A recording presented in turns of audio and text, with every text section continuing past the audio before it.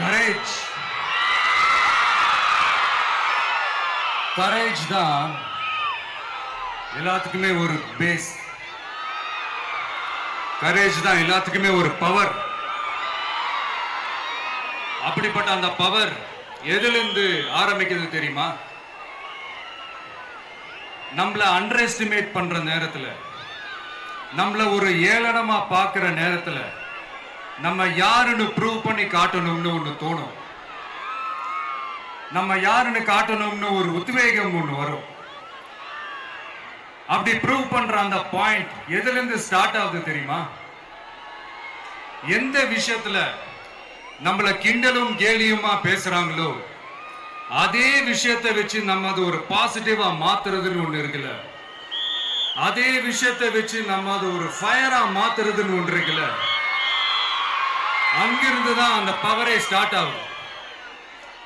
அப்படிப்பட்ட அந்த உண்மையான அந்த பவரை சொல்ற அந்த பாயிண்ட்ல இருந்து ஆரம்பிக்கலாமா? ஏ விஜய், வீட்டை விட்டு வெளியே வா. ஏ விஜய், பணியூர் விட்டு வெளியே வா அப்படின்னு சொல்றவங்களுக்கு என் வீடு எதுன்னு தெரியுமா? முதல்ல என் வீடு எங்க இருக்குனாவது தெரியுமா? என சீண்டி பார்க்கறதா நினைச்சு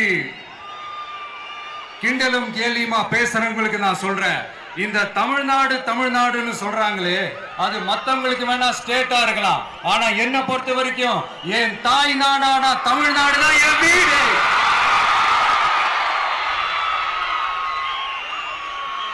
என் வீட்டுல மொத்தம் எத்தனை பேர் இருக்காங்க தெரியுமா?